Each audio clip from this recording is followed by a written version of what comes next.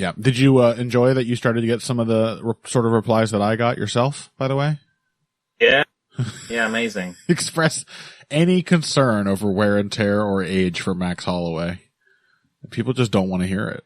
What did the one guy say to you? Well, like, it was, did you see the exchange I had, which was like... I'm sure this will be the one I was about to mention. Yeah, okay, go for it. Well, I don't remember it exactly. I'm going to be paraphrasing, but I think it was you said his chin will inevitably go. And yeah, someone said Max's chin is going to go at some point. And someone said not necessarily. Yes, it will. What the fuck are you people on? What are you talking about? In the heat death of the universe. Max's chin will still be there. It'll just, yeah, it's just, entropy overtakes everything. Max Holloway's chin will simply be sitting there. We zoom out, and instead of a giant space baby in an amniotic sac, it's Max's chin. Mm-hmm. As the new universe ready for another, multi-trillion year go around. Yeah.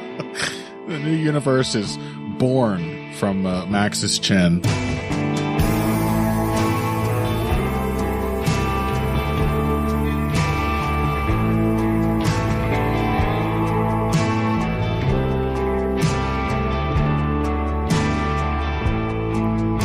Welcome one and all to another edition of Heavy Hands. I am your host, Connor Rebush. With me as always, Mr. Phil McKenzie.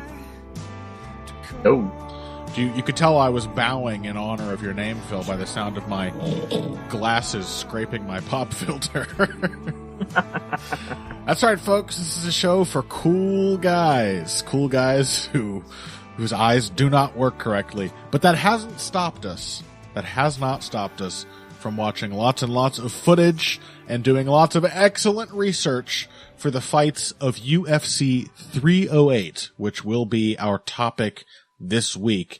Of course, that is the event that features Ilia Topuria now defending the featherweight title, which he wrested from the unconscious hands of Alexander Volkanovski against former featherweight champion Max Holloway.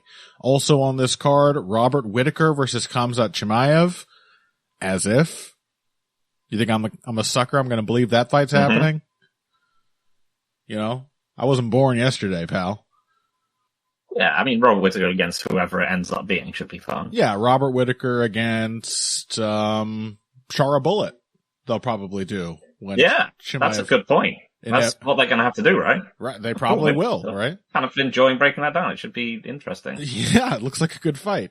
We've also got Lerone Murphy, Dan Ige, Magomed Ankalaev, still here. He's fighting Alexander Rakic, and the aforementioned Sharabutin Magomedov is fighting Armen Petrosian for now. It's a pretty good-looking main card, and it has a truly dazzling, fascinating fight at the top of it in Topuria versus Holloway. Of course, Max coming back down to featherweight after really a career highlight win over Justin Gaethje up at lightweight. And Ilia Topuria making history himself by just pretty handily demolishing Alexander Volkanovski. Can I just make the point here, Phil, that the featherweight division is clearly one of the best ever in this sport, if not the best. It has produced a succession of 3, I would say, pound for pound number 1 fighters as champions.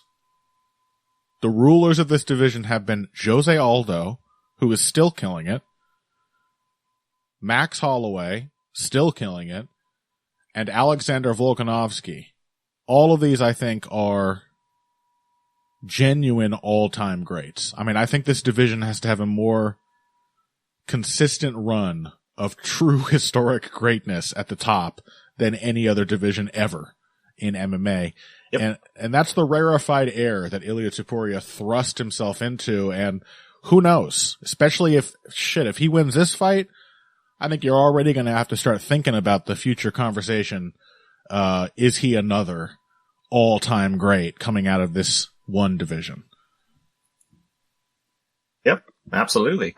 I mean, that's the thing, is that to get there, you have to make your way through the incredible fighters of yesteryear. You know, Volkanovski had to beat Mendes and Aldo before he got to Holloway. Yep.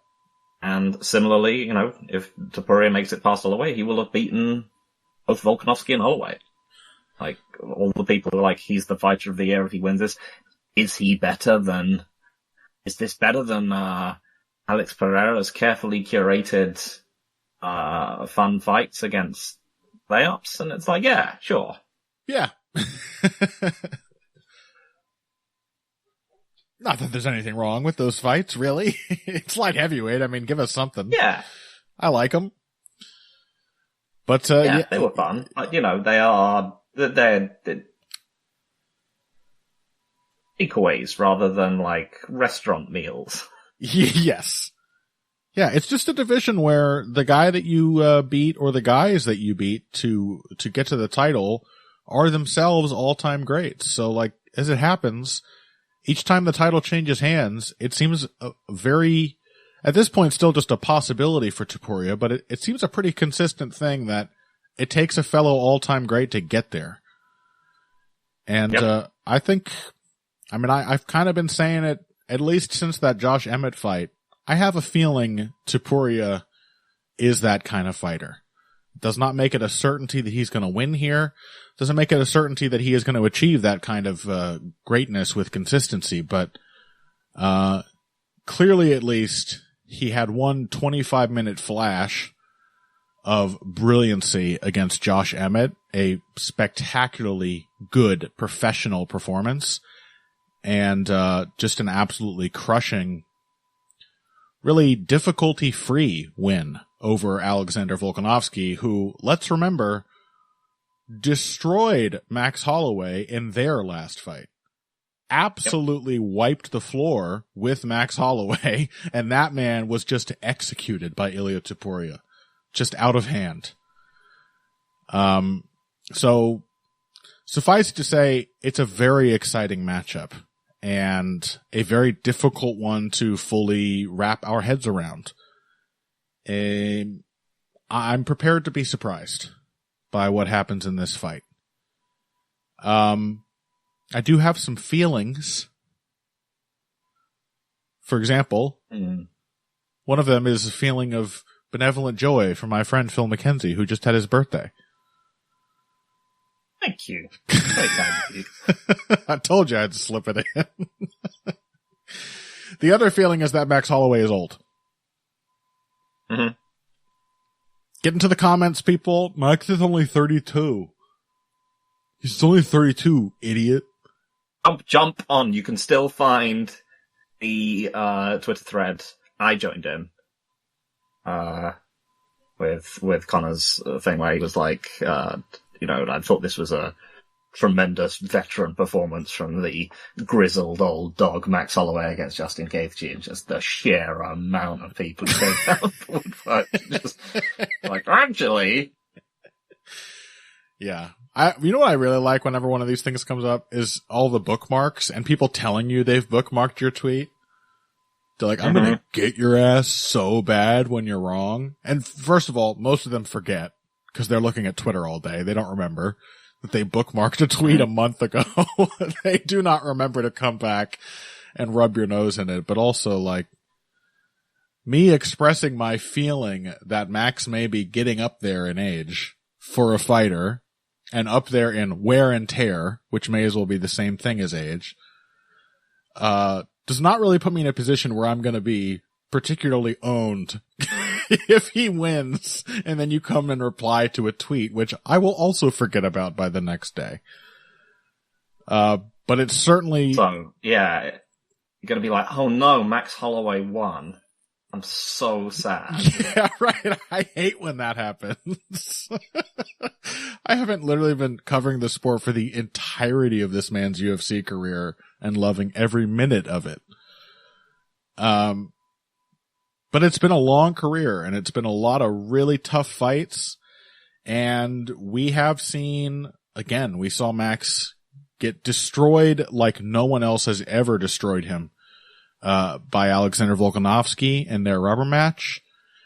And I believe we have seen some pretty clear evidence that he is trying, usually with success, to adapt his game to the fact that, you know, his opponents are maybe better prepared to deal with what he was bringing before, or maybe he feels himself that he's not physically capable of fighting the way he used to fight. He no longer feels so confident about just stepping into a wood chipper to try to tear it apart from the inside.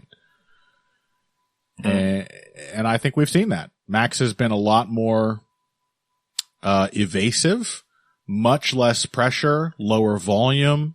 Even in that Gaethje fight, it was really a sort of boxing style performance from Max, which, except for a few exceptions, is not the approach that defined his entire run to the title or his title reign.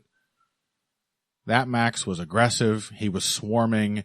He was drowning opponents in volume, and he was inescapable. And he was basically never just sort of floating around on the back foot trying to make you miss. So what's the reason for that change? If we can agree that that change has happened, what's the reason? Is Max just bored of the other style? Is he just trying new things? Or is there something that necessitates a different approach to MMA from Max? That's where we can start, all you people who think that 32 can't possibly be old. Go check out esports if you think 32 can't possibly be old. Go check out chess, where you see a 40-year-old man crying after having to get crushed by a fucking 8-year-old. 32 can be old, all right, in a sporting sense. Yeah. And I think, you know, pretty much you can trace a lot of it back to that second Poirier fight. Yeah. Because that is the first fight in which Max gets into, maybe not the first, but it's definitely one of the, I think, the first fight in his career after he became a champion. Yeah. Where he gets into a war and he gets pushed out of it and he gets clearly visibly hurt on several occasions. Yeah. He got exactly the fight he wanted and then started to lose it. And yeah, most fights since then have been relatively measured. I think his most impressive performances, I think both before and since that fight, have tended to be against a very specific type of opponent, which is basically plodding punchers. Right. And I think this has sort of led to some of the, let's call it cope, from people, or I don't know, it's not necessarily cope, but like some of the feelings from people that like Max is a much better matchup for Topuria than Volkanovski was, because you know Volkanovski was quick and he's able to attack the lead leg, but he's also, you know, smaller and he had to exchange with Topuria, and that Holloway is, you know, against big committal punchers. He's going to be able to A, take the shots that Volkanovski couldn't, and B, he's going to be able to just sort of, outpace Topuria on the feet, because Topuria's never been 5 rounds. He's never been 5 rounds with someone like Max. Yeah. And this is the thing, is that I can in some ways see this happening. Like, in a very abstracted sense. Because Topuria is a fighter who is, what's the right word to use here? Like, very pared down in terms of who he is and what he wants to do. He is not a gimmicky fighter at all. He has a very, very simple approach on the feet. Yep. Where he's just using feints to close you down, He's jabbing with you when he needs to, but what he really wants to do is counter and push you to the fence, take away your ability to move, and then just annihilate you. Yeah. And it's all extremely simple, extremely straightforward, and much of MMA has not necessarily been actually dominated by games like that, and, unless you go back to, like, PSP, I guess. And there's kind of reason to assume that he might have struggles against someone as diverse and weird as Holloway. I think, like, looking at... I think anyone who hasn't seen Jack Slack's amazing defense compilation of Bryce Mitchell against Ilia Topuria. It can show you that, like everyone else, Topuria can look like he's just using what are the best possible tools in MMA, and sticking to them, but that he can, like Volkanovski was against Makhachev, he can still have, like, incredibly fundamental MMA problems, like not being very good against southpaws. Yeah. And, yeah, Max is definitely someone who has a extremely, has a lot of room for error in how he fights because of his insane durability, and he's someone with a tremendous amount of diversity and adaptability in the way he fights. Yeah. So, you have to look at Topuria and be like, well, Jay Herbert kicked him upside the head. Like, he was really struggling with Bryce Mitchell at certain points in their fight. And you can look at how Holloway fights these days, and you can be like, his best performances have come when he's been drawing people onto him. But for me, I still find myself, I said on Twitter recently, which is, if Topuria comes with a really similar game plan against Max to the one that he had against Volkanovski. Yeah. How much worse does that work against Max Holloway? Right. And I really want to be able, partly why I said this on Twitter, is that I want to be able to say it won't work as well. And what I really don't want to say is I think it might work better against Max. Yeah. Yeah, Max, who is not really as, I don't know. I mean, because I think the other part of what you're saying, that this about Max's sort of back foot approach and beating people who are, by getting them to walk onto his shots, the question I think you have to ask is, what kind of fighters are those? Like, what kind of what level of pressure is he actually meeting and punishing? And does it actually resemble what Topuria does to most opponents, in particular in that Volkanovski fight, but also the Emmett fight, even the Jai Herbert fight after getting knocked down pretty quickly devolves for Herbert into a fight where he's just getting pushed around and having his shots drawn out and countered by Topuria. Do any of the guys that Max has beaten off the back foot really resemble Topuria? And I think these are pretty much all A, slow-footed, but B, just like spatially neutral guys. Yeah. No, they just want to, even Jose Aldo, like he doesn't really care that much about whether he's moving backwards or forwards. He just wants to be, he just wants to have good positioning. Yeah. Brian Ortega, like not a defined pressure fighter. Calvin Kattar, not a defined pressure fighter. Yeah, and both very slow-footed.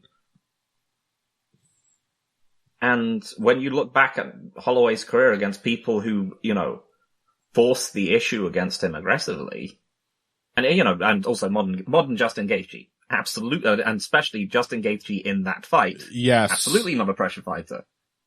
So, like, people who have forced the issue, whether even in nascent fights like Leonard Garcia or Jeremy Stevens, where he had close, weird fights with them, or Conor McGregor, or both the Dustin Poirier fights, people who have just gone after Max Holloway have often been able to expose him on the back foot. Yeah, actually, I didn't even think of McGregor, but that's a great one to think of. Again, there is the southpaw thing to consider, which Poirier also shares, and maybe that's an added layer of difficulty for Max, but McGregor's approach is conceptually not unlike Topuria's. Yes. It's just that Topuria prefers, Topuria is a right-handed fighter who stands orthodox, and he's, I would say, a little more diligent, actually, in sort of creating the opportunities that he wants. He's doesn't have McGregor's borderline supernatural ability to grab an opening the moment it appears, especially that early into a fight. That is a special ability that McGregor has pretty much always had. But I think he's a much more principled fighter who can maintain that pressure and continue building off of it and finding different ways to branch out of the first few openings he's able to create than McGregor. I mean, obviously, Max is like the only dude McGregor's ever won a decision over, the only guy that he's beaten late into the fight. And it was partially because he went to his wrestling, of all things. Yeah. But I think that's actually could be a very instructive fight to look back at, as long ago as it was, that Conor McGregor just got in Max's grill, put his back to the fence, made him strike, and punished him every time he did. And it worked really well. Yeah, and I think that, again, much of that is for the southpaw dynamic. Max's jab wasn't nearly as available and so on. Yeah. But still, you look at, you make a synthesis between that fight and, say, Volkanovski 2 and 3, and I find it very hard to find reasons to really be able to pick Max in this fight. Yeah. Because Volkanovski is, again, Volkanovski 3 is just like an orthodox fighter just drawing Max's jab out and punishing him with combinations.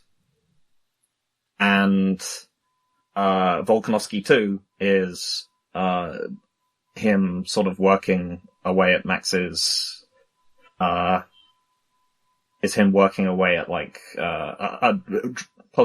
taking Max's, Volkanovski Holloway 1 is him that's kind of taking away Holloway's jab with low kicks.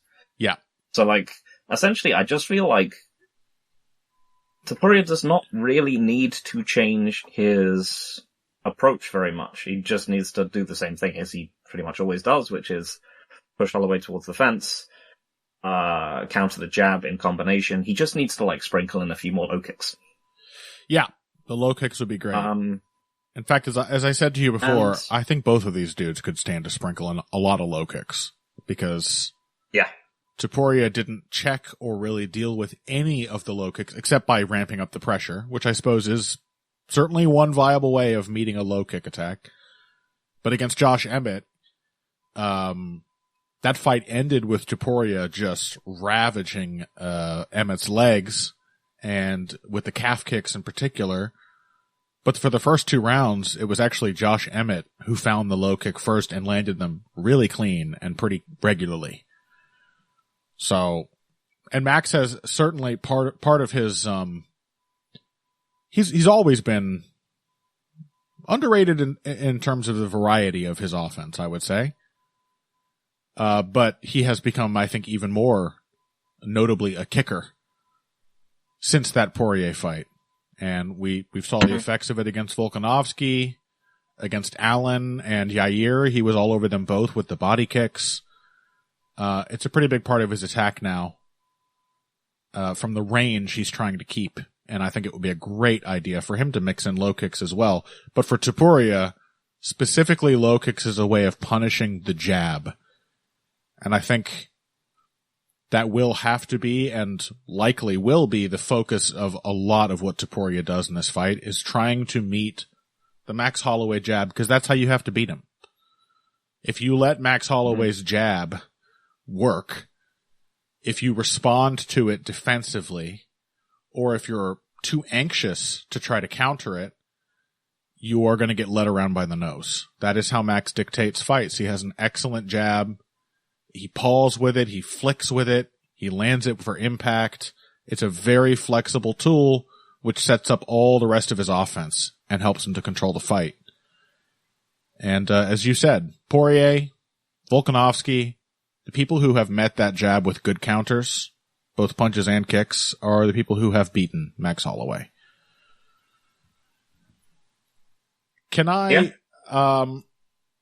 talk for a moment about that Gaethje fight and go back to my shockingly controversial tweet in which I dared to suggest that Max Holloway may be nearing the end of his career. Or at least that Max Holloway is no longer in his prime, as a lot of people insisted. He's probably just entering his prime. I am smart. Yeah. You're probably right. Time doesn't exist. In that fight, I think it is a brilliant performance from Max Holloway. I think he has to pull it back from the brink a couple of times. Like, I think it is a really, really great showing from Max.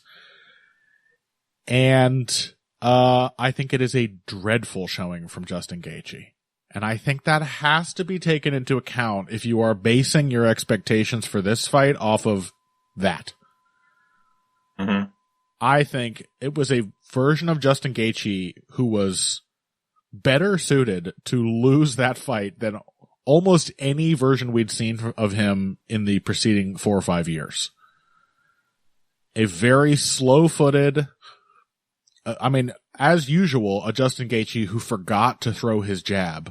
This time until like the 3rd or 4th round. Just completely eschewed the jab. What happened when By which time his nose was destroyed. Yeah, got his nose destroyed, was getting hurt by a ton of other shots throughout the fight too. Every time Max Holloway landed the right hand, it was stunning Justin Gaethje. He was in very bad shape by the time he finally started jabbing. What happened when he started jabbing?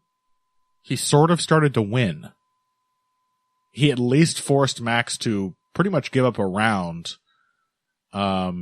while he figured out how to deal with this weapon that Gaethje had not even thought of for the preceding 15 minutes because it was very effective. And it allowed Gaethje to start putting real pressure on Max Holloway. And the result of that real pressure was the first actual knockdown of Max Holloway's entire career. Now, I'm really not trying to be a doomsayer here. I just think it would be silly to pretend that nothing happened there, that this was just a great fight from Justin Gaethje and Max effortlessly dismantled him. It's just not what happened. It was a great night from Max, terrible night from Justin, and contained within that fight are little suggestions of what the fight might have looked like if Gaethje came in better prepared, or if things went a little better for him early. If he didn't get his nose broken right at the end of the first round, for example. I don't know. You just can't put too much stock in it, folks. That's kind of how I feel. Yeah. Yeah, the other thing I want to say is there is another, analog, what is for, the way these guys match up. Because, if we think of sort of Topuria as being a bit like a sort of orthodox McGregor. Mm-hmm. He did, in fact, McGregor, in fact, had his first real loss when he encountered, someone who was just able to, withstand his shots and force him backwards. True. And that is one of the things that you see in, again, that Bryce Mitchell fight, which is not amazing performance by Topuria. I mean, he's still, clearly pushing, Bryce Mitchell out of the fight as it goes on. I mean, but that is because he is Ilia Topuria, and the man he is fighting is Bryce Mitchell. Yeah.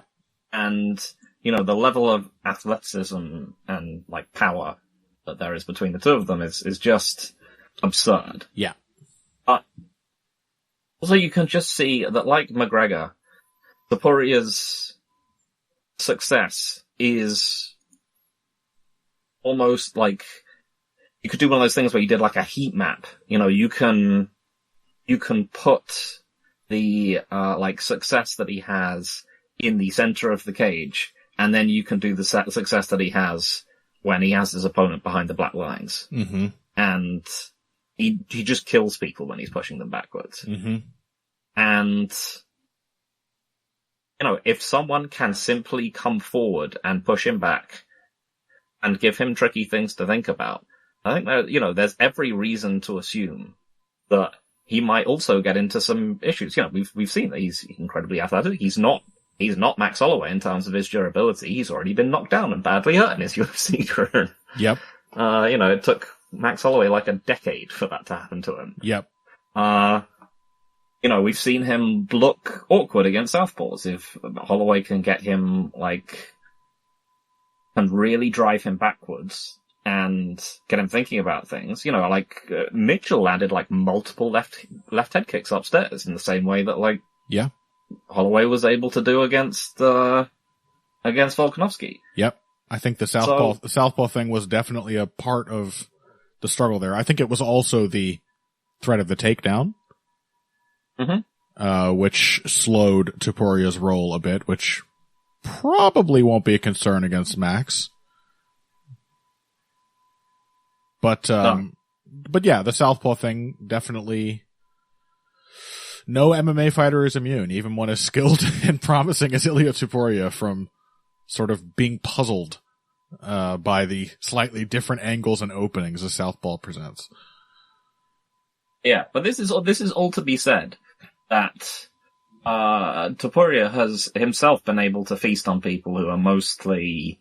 I guess this is where now we're getting to it, because I think I couldn't really feel why this fight felt strange to me. Yeah. I think it is because Topuria has mostly feasted on people who are either going to give him the fight he wants, or who are simply, you know, physically incapable. Right. Of fighting him in the, you know, of winning the fight that he doesn't want them to have.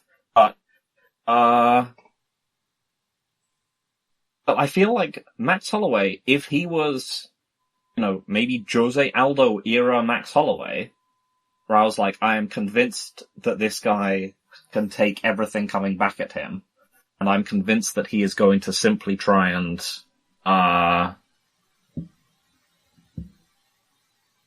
own his opponent, and he's not going to take a step backwards. Right. I would be much, much more inclined to pick him, because I simply do not know how Ilia Topuria performs in that kind of fight. Yeah, well, I would say... yeah, go on. All that to be said is that, like, for all the, like, pointing at the floor and the awesome moments that Max Holloway has given us, I don't think we've seen that version of Max Holloway for a very long time.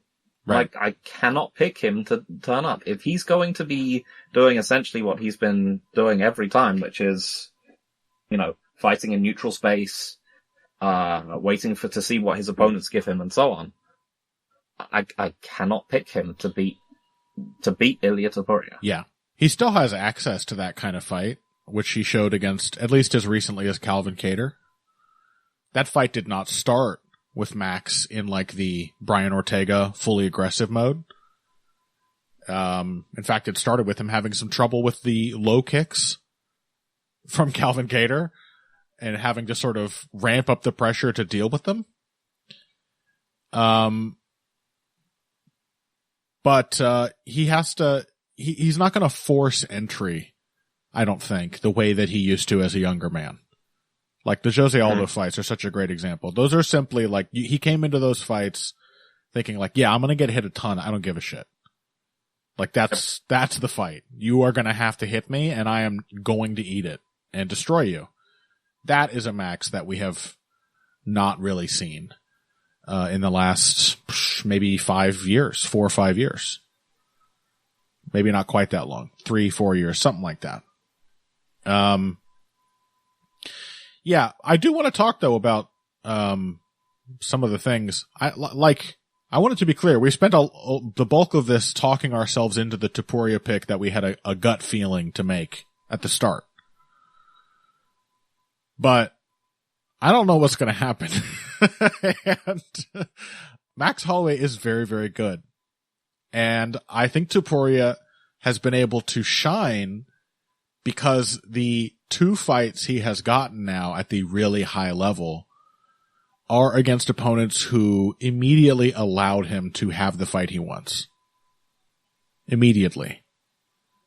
And, you know, it was that version of Volkanovski. I mean, he was like a deer in headlights against Topuria. He was really uncomfortable. And, was not able to really muster any kind of, resistance to the pressure to make Topuria back off.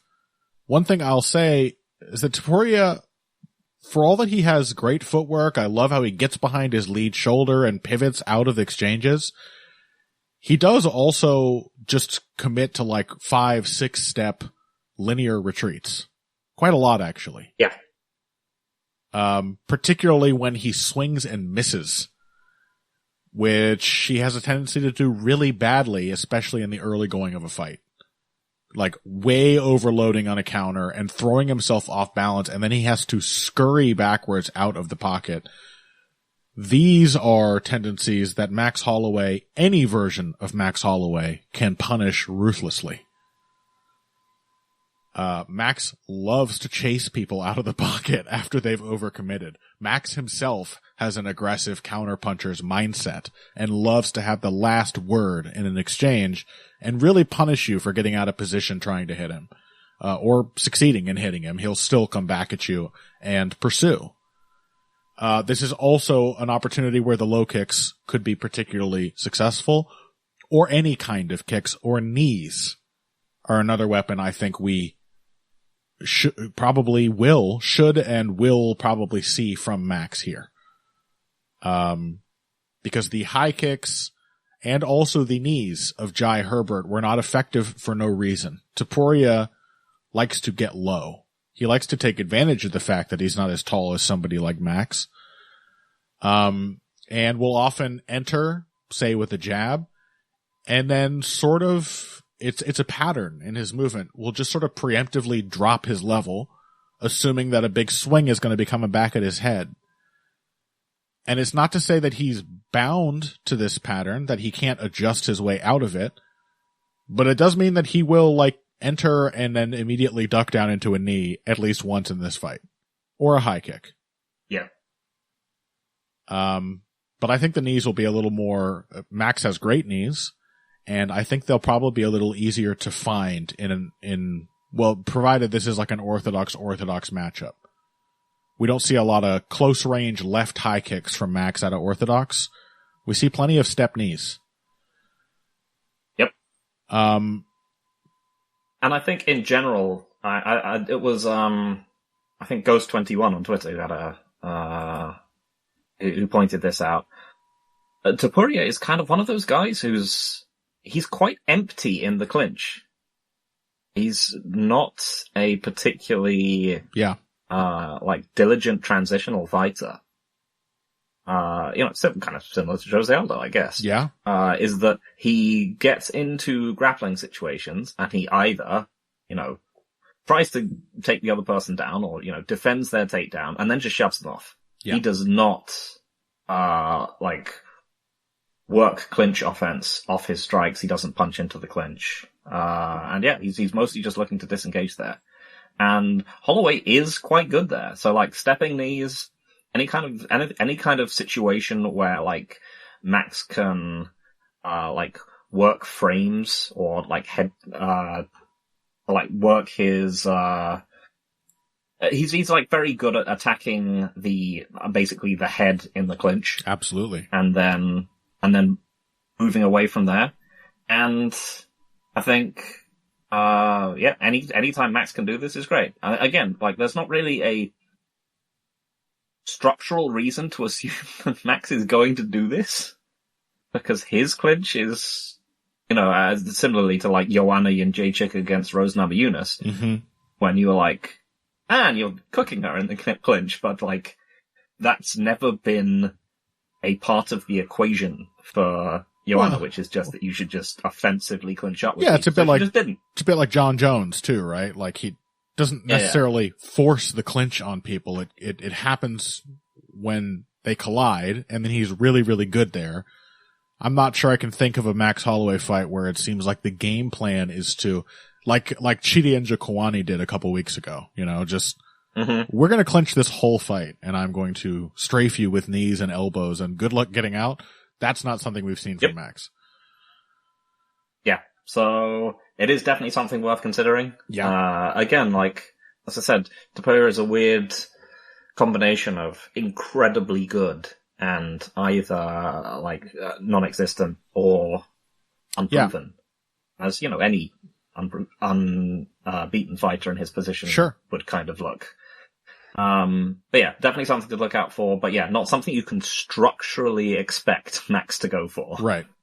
Yeah, I think we've seen. And I think that is, and that's sort of just the way I feel about this fight in general. Many things that Max could do, right? And I cannot make myself think that he is going to do them right enough. Yeah, I mean, if it happens that Max does get a chance to pressure Topuria, whether he finds his way to it by taking advantage of one of those lazy retreats, or perhaps it's a night where Topuria comes in and is like, oh shit, it's Max Holloway, the living god, and isn't crazy aggressive and is a little too patient or whatever. If it transpires that maybe we get championship Ilia Topuria. Right. Where he's like, this is his first defense. I'm going to move away from the game which got me to the belt, and now I'm going to be capital T technical man. And it's his first defense. It's been known to happen though. But it's been known to happen. And if it transpires that Max is able to actually start building pressure on Topuria, I don't have much confidence in Topuria's chances as a back foot fighter. Oh. Not something I've seen him go to willingly ever. So, and a kind of fight in which Max Holloway tends to slaughter people. So, I don't want to give the impression that I think this is like a lock for Ilia Topuria. I don't. I just, I have my worries about Max's style changing in response to him feeling his own body aging and him feeling what it's like to actually run into an immovable object and having to adjust his game in response to that. And I have my concerns about Max having not really had the back foot style that's resulted seriously pressure tested by anybody like Ilia Topuria. If he allows Topuria to pressure him, I think he is treading in very dangerous waters. Even so, it'll take a while for Topuria to click. Max is, let's not also make the mistake of implying that Max is clueless off the back foot. He's actually really tricky. And even when you put a lot of pressure on him and force him to make a defensive call, which are usually kind of panicked and messy, and you force him to then reset, he can still come back and hurt you. Max can counterpunch too. I remember the last exchange of his fight with Arnold Allen, where Allen has had this tremendous round. He's been really aggressive. He's not feinting or doing anything really as subtly as Ilia Topuria would in a fifth round, but he is putting a lot of pressure and aggression and committing to a lot of power punches, and it's having an effect. And then he hits Max Holloway with an elbow in a little incidental clinch, and Max is forced to cover up and retreat, and Allen thinks, now's my moment. And he just lunges in face first, throwing punches, and Max drops him with a counter left hook right at the very end of the fight. Or shit, look at the Chan Sung Jung fight. Korean Zombie going ape shit at the end of that, and Max deads him with a counter right hand. Just because you can pressure him, and just because that's a way to hit him more consistently, and just because he might feel those shots more than he did when he was younger, how many times have we seen Max Holloway end up in trouble and just say fuck it and fight back and turn the tide? Even fights that are now remembered as, like the Calvin Kattar fight, that are now remembered as utterly lopsided Max Holloway wins, often have a phase like that at the beginning where he's still settling in and things start to trouble him and he has to put his foot on the gas and answer.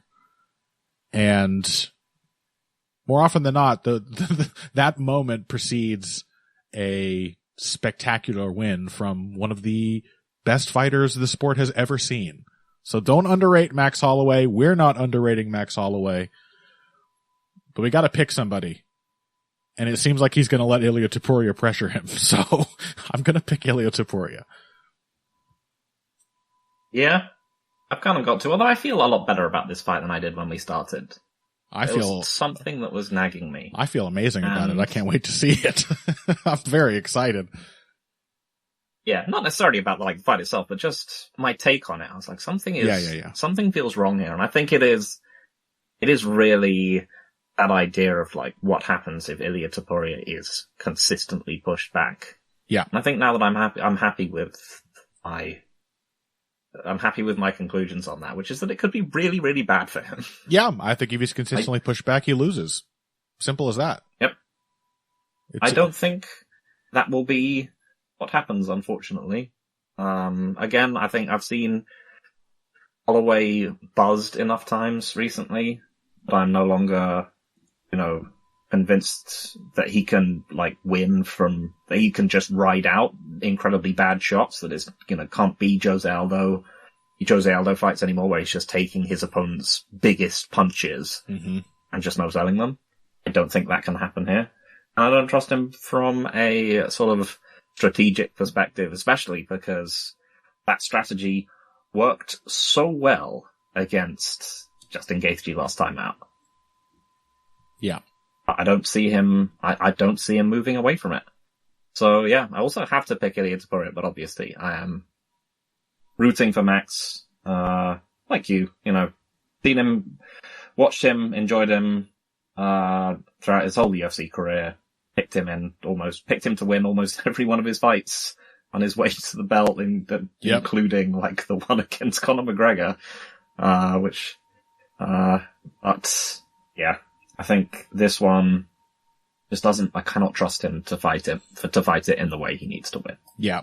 Isn't this just the way of, fight analysis and predictions, by the way, that we've spent 45 minutes talking about this fight and trying to get into every nook and cranny and really wrap our heads around it. And at the end of the day, what do we end up with? But man who goes forward wins. Mm-hmm. That's MMA for you, folks. Cannot wait to see it. Ilia Topuria, Max Holloway should be fantastic and exciting and may very well lead to a series, no matter what happens. But with that, let's call segment 1 and take a break. When we come back, Robert Whittaker versus Khamzat Chimaev, Lerone Murphy versus Dan Ige, and a couple others which will likely end up on the Patreon after this. Hey everybody, thanks for listening to this week's Heavy Hands. If you like what you hear, please consider pledging to support the podcast on Patreon. Patreon is basically continuous crowdfunding. You sign up to contribute a certain amount per month to help us with production costs and the like, and in return you get rewards ranging from a mention on the Heavy Hands website to a question or topic of your choice being discussed on the show. We have a lot more in the works to reward you for your help, and we appreciate every contribution. No amount is too small. Just head over to patreon.com and find how you can help out, the only show dedicated to the finer points of face punching. Now let's get back to it. Hello and welcome back. The co-main event of UFC 308. Khamzat Chimaev returns, supposedly, to take on Robert Whittaker. Phil, is Khamzat real? Sometimes. I don't know. I've heard rumors of this man. He's supposed to be great. Supposed to be a champion. Within, as it turns out, very specific geographic borders, he is real. And within, it seems like quite specifically limited amounts of time. 8 to 10 minutes, let's say. Yeah, he exists for 8 minutes at a time, only within certain hemispheres or within the bounds of certain mountain ranges, perhaps. It's not entirely clear yet what sort of barriers he cannot pass over. He has not fought U.S. Chechen-focused sanctions, by the sounds of it. Yeah, okay, so maybe it is clear. He hasn't fought since October of 2023, so it has now already been a year since his last fight. That was his first fight since more than a year before that, September of 2022. He fought Kevin Holland. I basically forgot that happened. He's just been incredibly inactive, and this impression has been strengthened by the fact that he's withdrawn from a bunch of fights. And it just can't seem to show up, which is why we're so reluctant to really get hyped for the possibility of a fight with Robert Whittaker. But let's assume it happens, Phil. What does that look like? More two-true outcome fights? I mean, yeah. It's the only kind albeit comes sort out of has. in the opposite direction to the Alex Pereira, Fluffy Hernandez one we talked about last week. I mean, because Alex Pereira. this is the thing, right? Is that Robert Whittaker has, much like Max Holloway, a similarly beloved fighter. Yeah.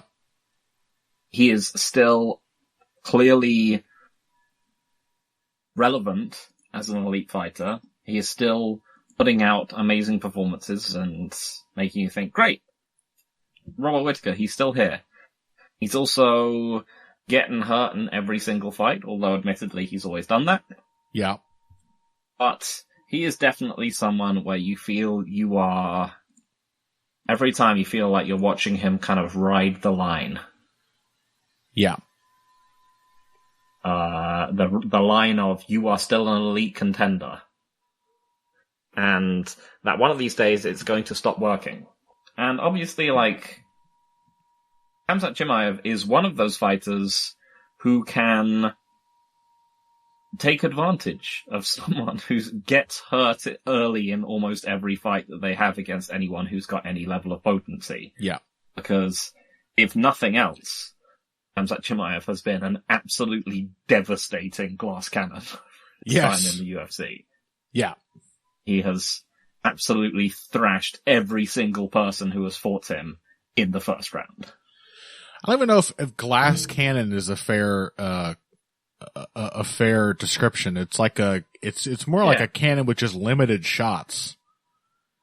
You know, it's got because he doesn't fall apart exactly. He's still undefeated, and he's still very difficult to hurt. Like, he's shown durability and everything. It's just that his game sort of stops functioning after a round and a half at most.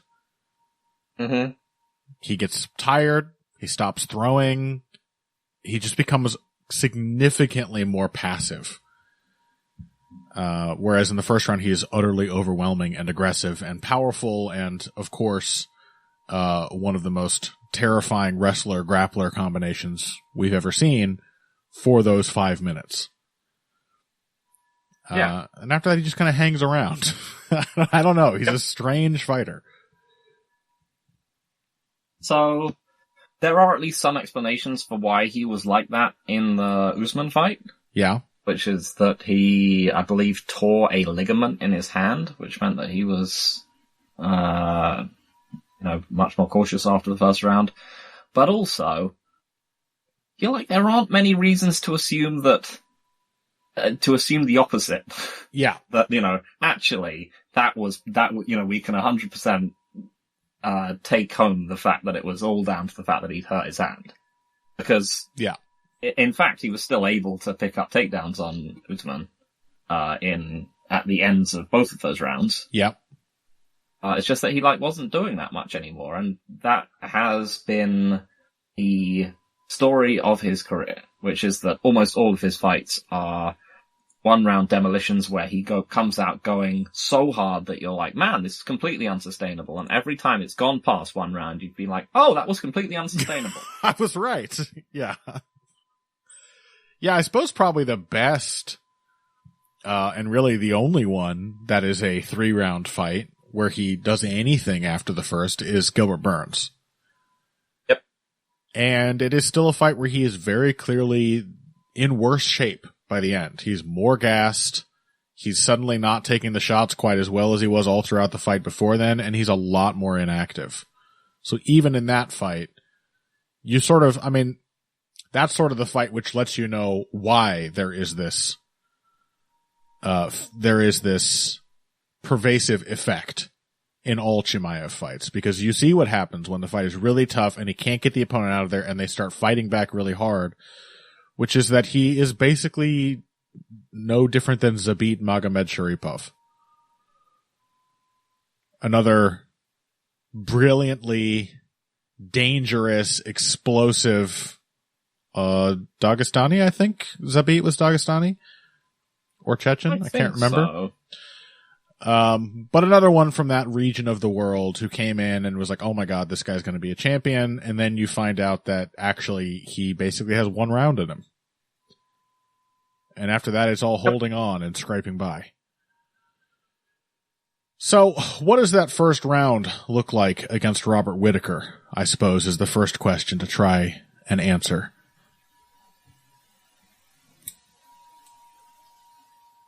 Oh, essentially, Chimaev is going to come out and he's going to throw, relatively smooth and accurate, hard, as far, for what they are, punches at Robert Whittaker's head, and then he's going to throw a really hard, fast double leg. Yeah. And is that going to work? I don't know. For a bunch of reasons, Whittaker is incredibly good in a very, he's obviously incredibly good at takedown defense in a multitude of different ways. He's firstly pretty good at keeping the distance. He's secondly very good at springing back to his feet once he gets taken down, but he just runs through all the steps of the things that he needs to do very, very quickly. Mm-hmm. He's just constantly, constantly attacking grips, shifting his hips, trying to get the top position and kick away and move off. Yoel Romero found to his own detriment that trying to take this man down was simply, and this is for, a Olympic silver medalist, the greatest athlete to ever step foot in the UFC octagon, hands down.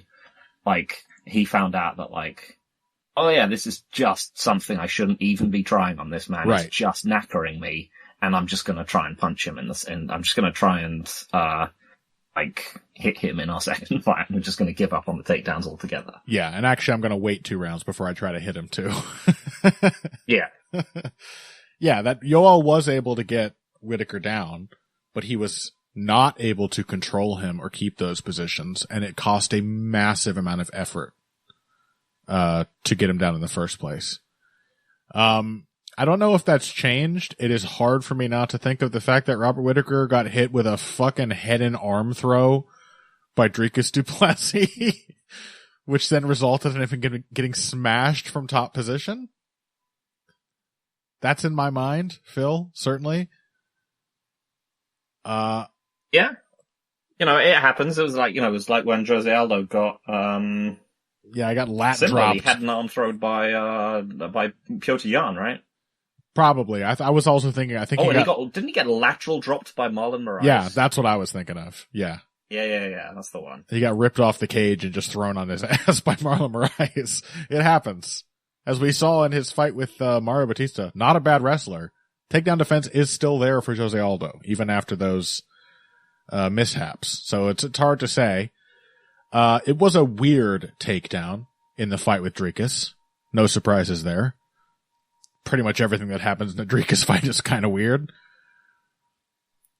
But, it also led to Whittaker getting control on the ground, and it gave us a terrifying glimpse of what that might mean for Robert Whittaker. If Chimaev is able to control him, the Whittaker chin becomes a pretty massive issue.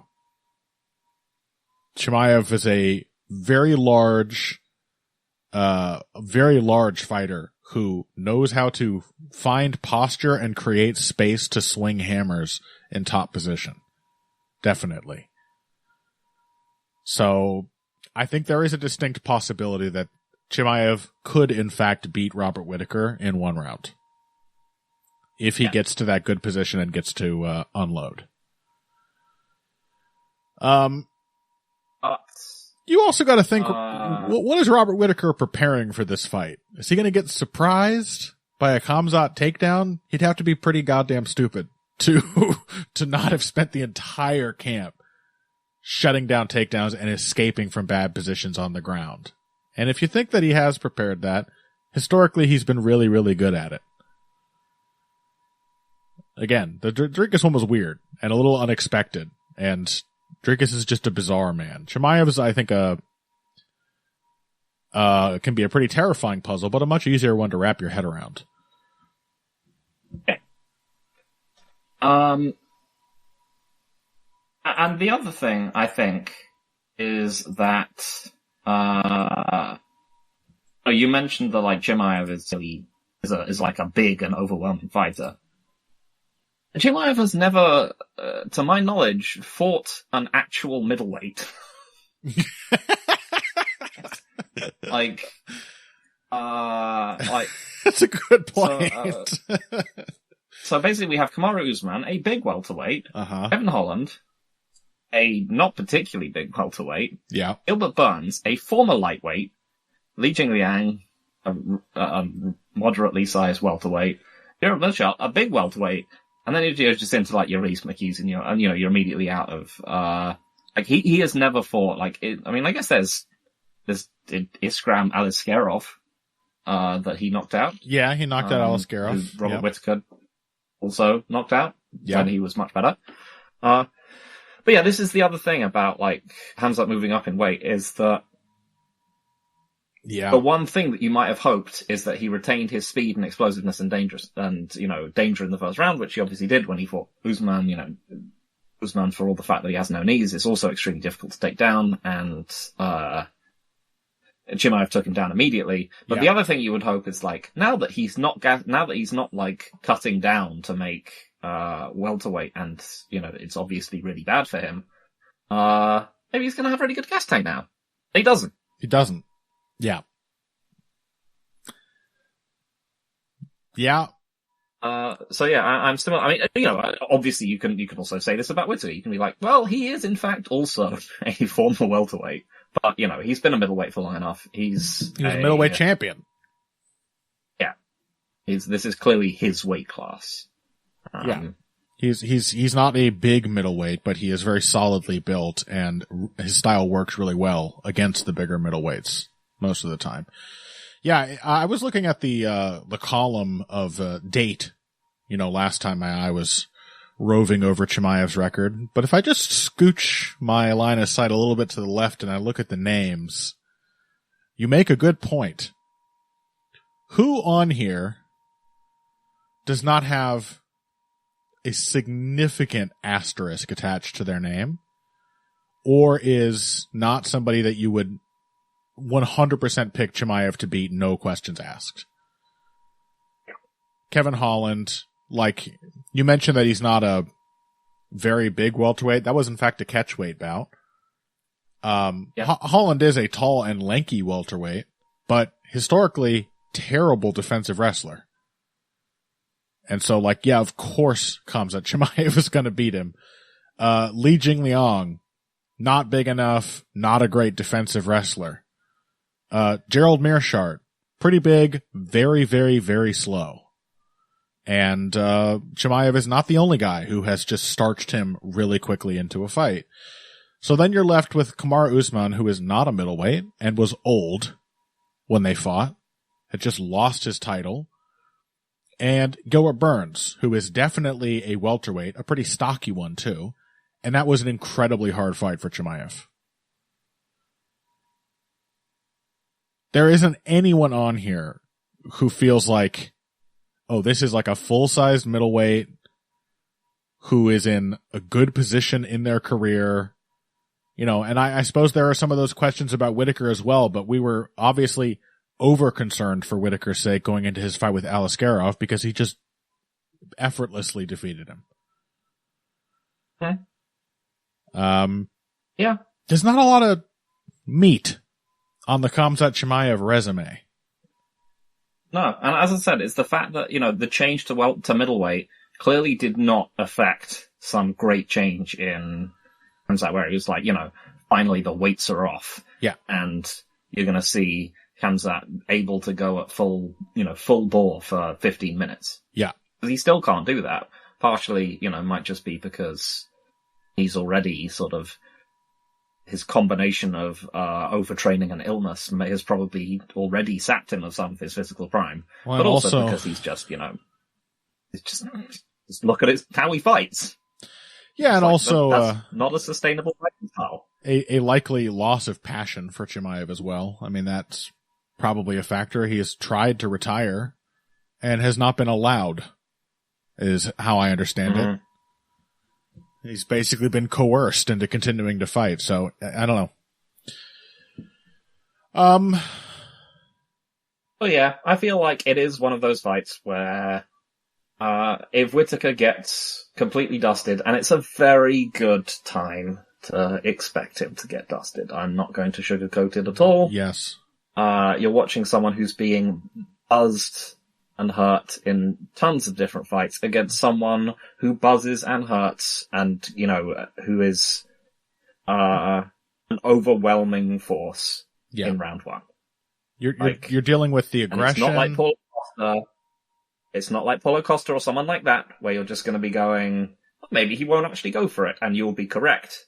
Khamzat will go for it. He will test that ability of Whittaker to, get hurt and get into trouble early, and he will test it really, really hard. If you are picking Khamzat to KO Robert Whittaker and get, a big meme finish, I cannot disagree with you at all. Again, they just based on where they are in their careers, I think it is probably a smart pick to make. I cannot actually make it. As I said, he's never beaten a middleweight. And even though this is only 3 rounds, so there's a solid chance he can just do what he did against Usman, which is win 1 round really convincingly and then sort of not actually win any of the other ones, but still win. Yeah. Usman was sort of beating him with the jab and the counters as that fight wore on. I don't think Chimaev is great shakes at in a sustained fight at long range. He's got to crowd you, and that's how he gets. That's how, if he gets Whittaker, that's how he'll get him. You have to deal with the aggression and the size. Even up at middleweight, he is still a tall man who will just get in your grill and overwhelm you. And you have to deal with this pressure while reckoning with the threat of a takedown. It's a very difficult kind of pressure to meet, and it makes him dangerous even when he is still on the feet. But I think I'm going to pick Robert Whittaker too. As long as he survives, and if he might survive it in a way that leaves him in a very poor position going forward too. Mm-hmm. He might, that kind of happened against Duplessis. He came out in the second round and was perhaps not fully recovered. So I think I can't trust Khamzat to even capitalize on, again, just like an easy 10-8 round. Right. In the first round of that Usman fight. And he came out, and then after that, it was just like, nope, it's over from here. Right. It's just, he basically managed to win the fight off 2 completely empty takedowns at the end of rounds 2 and 3, in which he just largely got outstruck. And Usman just being 5 to 10 more punches per round away from perhaps picking up those cards. Just inactive. To be honest, I just thought that fight was a draw. Yeah. Just thought it was a 10-8 and then two relatively clear 10-9 Usman rounds. But Whittaker is both, as I said, he's a very complete takedown defender. I think Usman is at least partially, just not used to ever being taken down. Right. And like many wrestlers, he's in MMA, he's used to being on on top, and so it was harder for him to struggle out. But like, hence why Leon Edwards was able to outside trip him and get top control in their second fight. But Whittaker is not only very hard to take down, he's incredibly hard to keep down. And yeah, I just have to think that Khamzat will be knackered afterwards, and then that Whittaker will be able to start kicking him in the head. All right, I'll side with you. It's your fault if Whittaker loses. Yep. I hope you realize that, Phil. I know. Okay. Let's take a break then. When we come back, Lerone Murphy versus Dan Ige after this. Financial support is fantastic, but there are other, even easier ways to support Heavy Hands. Perhaps the best is by spreading the word. We know our fan base. You're all cool, popular people with serious social media presences. You're tastemakers and trendsetters. Okay, there are one or two of you that don't fit that description. You know who you are, but no matter what, you can always help us out by telling folks about the show. You can also give us a positive rating and review on iTunes and Stitcher, things like that. We rely on word of mouth and positive feedback to grow and improve, so thank you very much for your time and your help. Now, back to the show. All right, welcome back to Heavy Hands. Let's talk about this third fight from the top of the UFC 308 main card. Lerone Murphy, who is still unbeaten in the UFC, and I think got his best, most mature win to date, one that really reminded me in many ways of Ilia Topuria's win over Josh Emmett in his last fight against Edson Barboza. And he is now taking on Dan Ige, who is sort of in the role of gatekeeper, I suppose. Gatekeeper to the elite. The final test, really, that Murphy should have to pass before he is fighting even higher ranked, genuine contender class fighters. Yeah. What do you make of it? I really like Lerone Murphy. I'm not 100% sure I have been able to fully understand his process in a lot of the fights of his career. Against Edson Barboza, I think I kind of got exactly what he was going for and what he was trying to do. I feel I understood why that fight was such an impressive win for him. But there's been a touch of inconsistency to Lerone Murphy in just about all of his other UFC fights, the way I see it. Yeah, I think he is one of those, generically well-rounded British MMA fighters, which for some reason, the UK has just been producing for the last, decade or so, where they're just like, oh yeah, you're, pretty good at everything. Mm-hmm. Not super stand out in an area, but just good. And, yeah, I think that has sort of bled through into a few of his performances where they have seemed a little, strategically aimless. Yeah. Or that, he's just going to hang around and he's going to fight with the other opponent and with the opponent until the fact that he's just, a really good athlete and a well-rounded technician just ends up winning in the fight. Yeah. Yeah, I'm sure the athleticism has something to do with that as well. I mean, you wouldn't expect somebody who's as obviously just naturally good at fighting as Lerone Murphy to really stumble into the idea of needing a strategy to win. Yep. But then, yeah, the Edson Barboza fight was one of the things, exactly the kind of fights that you want to see, which is someone taking a very clear test which has been given to them, which can be solved in a very defined way, and then just comprehensively solving it. Yep. Just in terms of directionality, the tools you want to use, just, Josh Emmett against Ilia Topuria, just one of those fights where yep, he understood the assignment. And he didn't exactly do it in the way that lots of other people have. He didn't, crowd Barboza and just run him into the cage and clinch up with him. He did in bursts, certainly. There were several minutes of the fight where he was hammering Barboza with shots up against the cage, but it wasn't the entirety of his approach. Yeah. Instead, it was simply that he controlled him with a really powerful, really dangerous jab. Yeah. Yeah, And in fact, Barboza could not figure out how to get away from it. I particularly liked that aspect of it because the thing I want to see from MMA strikers going forward is the willingness to go on the back foot is already there and has been there. It's a natural response to, I don't like what's happening in the pocket. But the ability to retain control of the fight without needing to go forward the entire time. This is something that I've noted whenever I've seen it from guys like Sean O'Malley or Steve Erceg. I have mentioned the excellence of Ilia Topuria's boxing, but as we said in the first segment, I don't really trust him as a back foot fighter. It's possible he has that, but I've yet to see any evidence that he can actually sort of let the opponent breathe and still stay in command of the fight. And I really liked that a lot about Lerone Murphy's win over Barboza, because he had in spots all the pressure and aggression and cage control that we associate with most of Barboza's losses. But then there are also very long segments of the fight, probably where he was trying to catch a rest.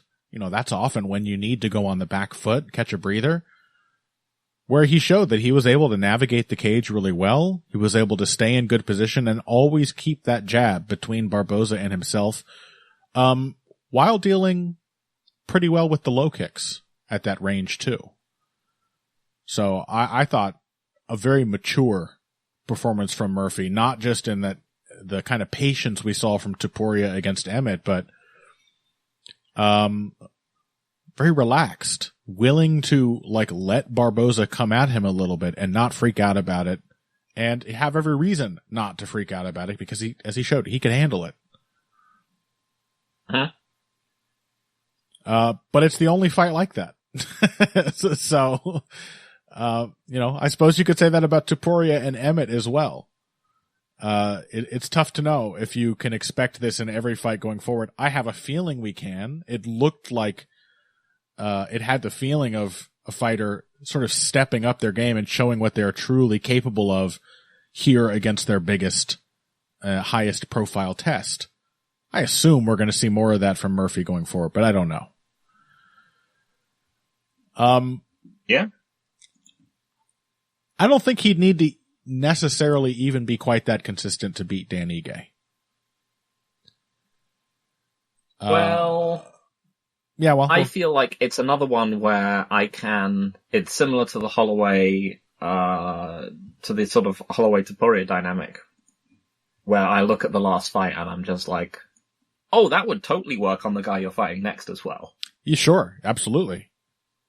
Because, Ige has become a good counterpuncher, a strong, a much better boxer in general, but also he does tend to, just get into his fights where he's a short little dude who's swinging hooks. Right. And, and he can have his counters pulled out of him by, diligent jabs. I think, notably the Calvin Kattar fight. Yeah. Which is the one I find myself thinking of the most in this particular situation. Is if someone can just dictate against Ige, he's still going to give them a tremendously tough fight. He gives everyone a very tough fight. Yeah. Has anyone actually ever easily beaten Dan Ige? Maybe Mosa Evloev. Even that wasn't super easy. Yeah. That's probably the closest one. But yeah, other than that, he's just infinitely durable and, has a great gas tank and is constantly thinking and adapting, but he still can be put into situations where he's just not on the right end of the damage equation. Yeah, and even though he is an adaptive fighter, he gets stuck too.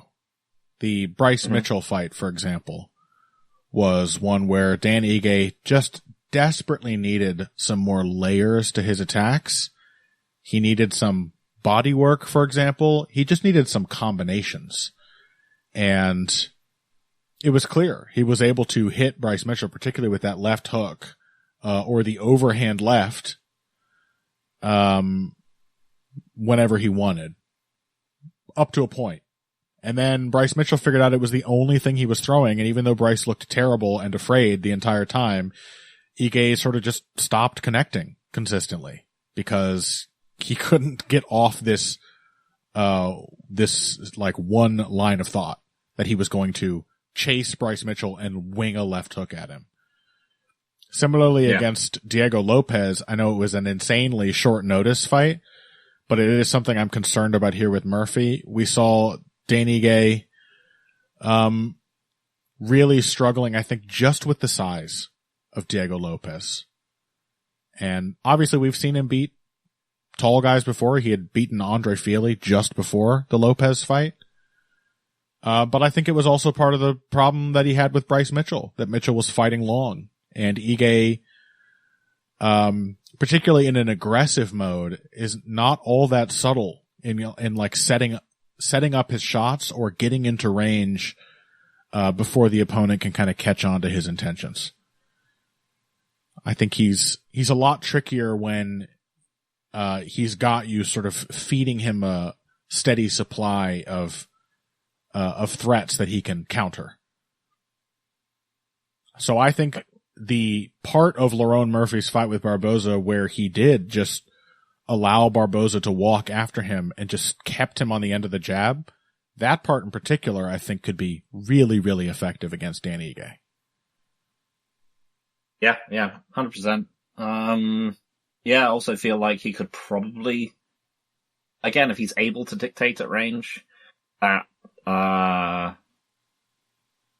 Ige often tends to like burst over space when he can't just counterpunch with people. Right. Lerone Murphy can probably take him down. Quite possibly, the only Korean Zombie has made this work like consistently. Bryce Mitchell did do it, but it had some struggles. But yeah, I think it is just a fight where I found myself thinking like Lerone Murphy is just bigger, more clinical at range. Yep. And I now trust him to be clinical at range. Right. Certainly more than I did before. Yeah, go on. Which one of these guys do you think is younger? Ooh, Lerone Murphy came into the UFC pretty old already. I do know that. Yeah. So it is Dan Ige. He is younger than Lerone Murphy. That is weird, isn't it? Mm-hmm. Murphy feels very much like the guy who still has something to prove. Ige, a known quantity at this point, I think. But yeah, I think Murphy was already like 30 when he got to the UFC, or near to it. Yeah, I think because he had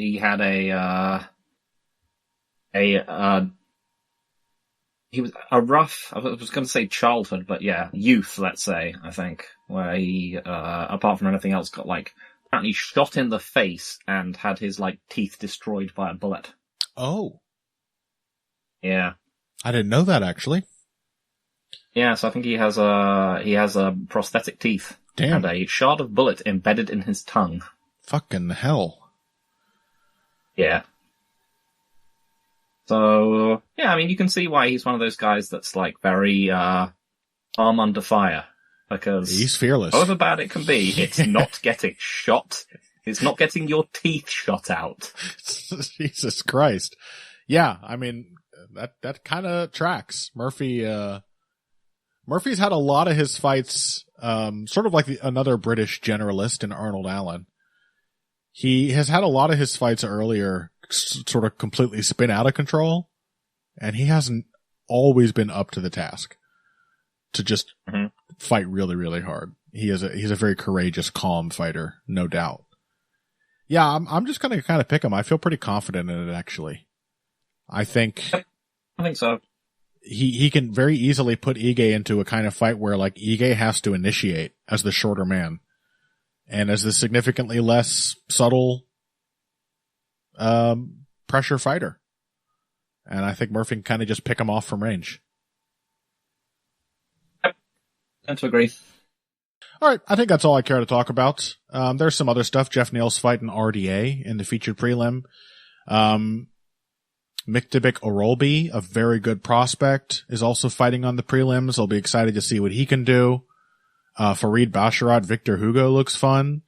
There's some other stuff on here, but really all of the star attractions are right where they should be on the main card. It's a top-heavy card, but not in a bad way. It looks like a fantastic night of fights.